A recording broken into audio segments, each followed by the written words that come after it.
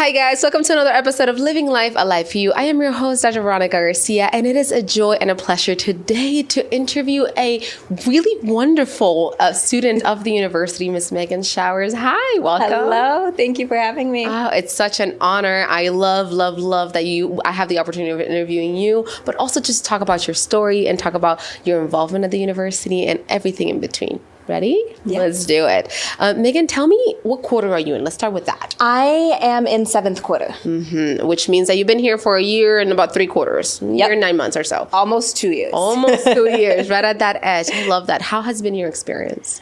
It has been amazing. Mm-hmm. Life, the school, and life in general have been more than I could have ever expected. The school's truly, it's different than any other school, in truly the best way. I have met the most amazing people. I have formed connections with people from all around the world and just these deep connections that I never expected to be possible.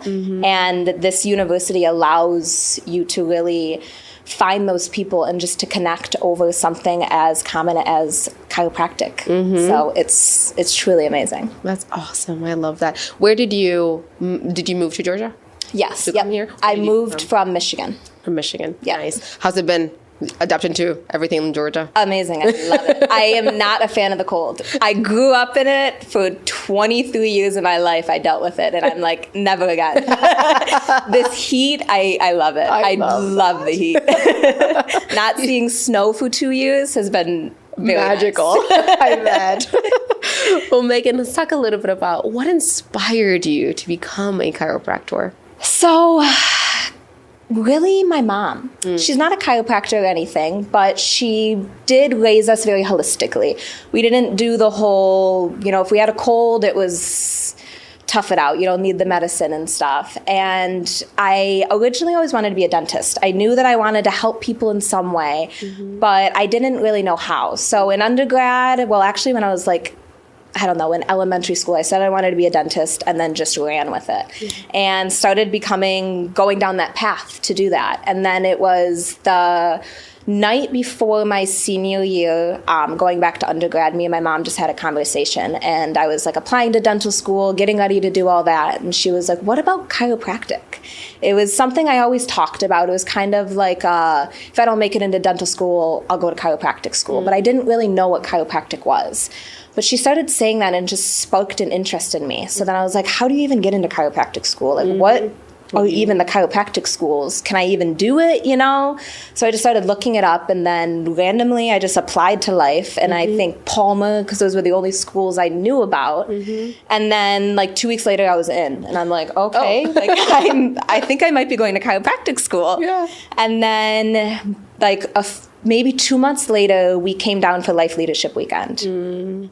And that was the first time I heard the word vitalism. And me and my mom just looked at each other and were like, that's what we've believed in our whole life. That we finally have a word to describe our belief system. Yeah. And from there, it was just full send. I came to chiropractic school not really knowing what chiropractic was. I received chiropractic in the past from different sports injuries, but was never under steady care.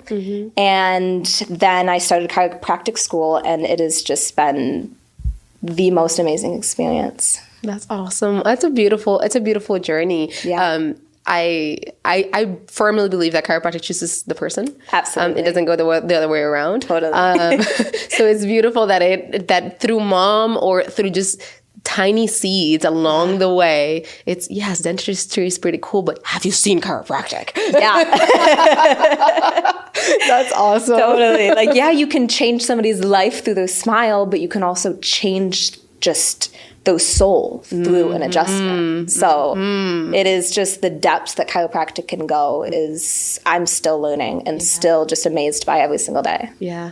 So tell me a little bit about your involvement in school. Once you got here 7 quarters ago, how have you gotten involved besides being in class? How have you grown outside of class? Yeah. So my first quarter, I really didn't do many clubs.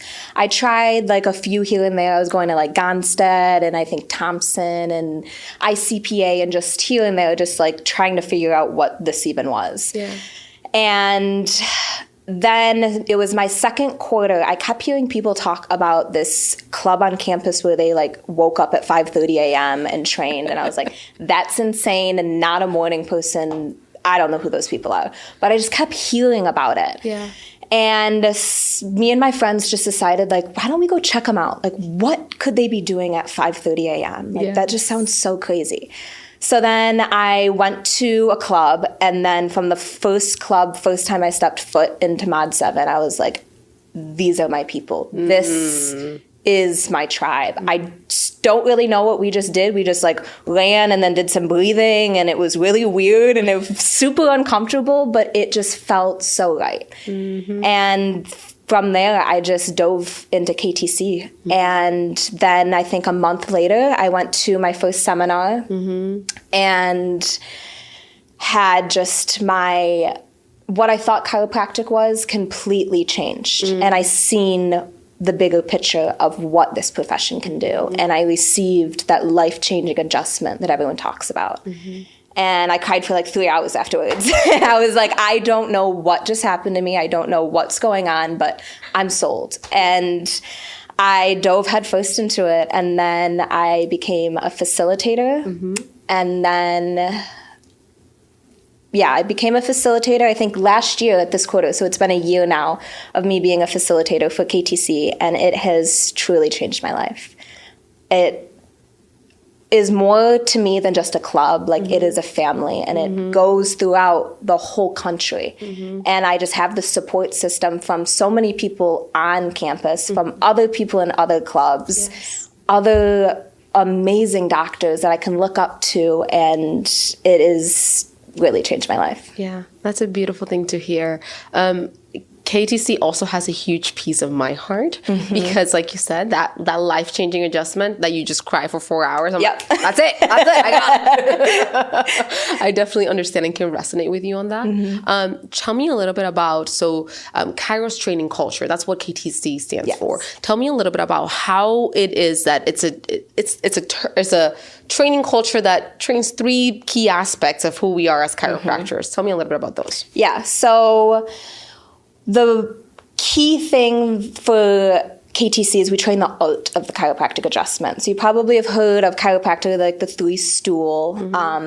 It's the science, the art, and the philosophy. The school does such an amazing job at teaching us the science and the philosophy. But the kind of lacks the artisticness in it. So that's what KTC really tries to focus on, is training the art of the chiropractic adjustment. It's a very physical and demanding profession on the body. So that's what we try and train. And then we also try and train presence. And being as present as we can be with the person on our table. So we do that by doing something called the B-space process. So before we approach anyone on the table, we take a second. I typically will place my hands on my heart just to feel all the love that I have. And I just come back to like just the most beautiful memory that I have in my life. And I then will look at the person from just a place of ease and peace and love. And I go at it from that perspective. Instead of looking at somebody like, how can I fix you? What's wrong with you? Looking at them as what's right with you and how can I make you more whole? How can you vibrate more, more authentic self? So that is really what KTC to me is really strong on, is training the art, the presence, the compassion that you can have for somebody. Because we've all been on a table and have had some not so honoring adjustments. And then you've had those adjustments that you cry for 3 hours afterwards. So it's like, what's the difference between those 2 adjustments? And so much of it is just the presence and the intention that that's behind that adjustment. And instead of giving an adjustment to somebody, allowing the adjustment to come through you. So it's a dance between you and the person on the table, and not I am adjusting you. It's more so of a fluid thing that's happening through the person on the table and whoever the chiropractor is.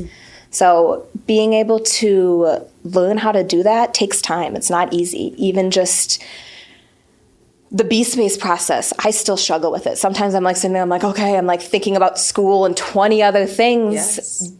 but how can I be with this person on this table and not have to think about everything else and bring my life and my situations into it? Because as school has taught us, it's not easy. You know, we have 100 things going on in our mind, in our daily lives, personal lives, family, that we're going to continue for the rest of our life. Once we get into practice, it's not going to get any easier. So exactly. So how can we start to train that now? Right. So that's what KTC is really strong in training. That's amazing. I love that you found it early on, that you started learning that tough idea early on, because it's really important. And in the way that I practice, I call it emotional mastery. I'm like, can I leave my stuff outside and truly be just the provider for this person and see them as a whole, right? And help them and guide them. And I think that's really important when you come to chiropractic offices, for that doctor to truly be able to resonate and connect. That word connect truly to the deepest, it's really important. So I love that you're training that so early on. It's a beautiful thing to see. It's a beautiful thing to watch in clinic. It's a beautiful thing to see as with colleagues out in the outside world. So congratulations for that. That's amazing. You're almost halfway through the program. Tell me what the goal are. What's the goal? To serve as many people as possible. I try not to think too much into the future. I try and live my life. I love how the school has set up these quarter systems, because I live my life in the quarters. Yes. And it has saved me so much stress and so much anxiety and worry, just living my life one quarter at a time. So although I'm always thinking of the future, and like, obviously you have this dream of having an amazing practice just full of people and serving the masses, but I don't know where that is for me yet, truly. I don't know where I want to end up. I don't know if I want to. I'm a huge community person, so I don't know if I want to open up a practice by myself. To me, I'm like, that sounds boring. Like, I want to be in a practice with all my friends and everything every day and have a party. But I don't know what that looks like for me yet, but just the dream right now is just to serve for as long as possible, serve as many people as possible. So, yeah. That's beautiful. Well, congratulations. I'm really proud of you. Keep rocking, keep being present, keep showing up. Really excited to see you in the next level, see you in clinic, see you in your way throughout. And yeah, just keep showing up. Thank you. Thank you for your time. Thank you for just being here. Thank you for sharing your spirit and your voice and your soul with us. I really appreciate you. Thank you for having me. Absolutely. And we'll see you guys on the next episode of Living Life, a Life You. Bye. Bye.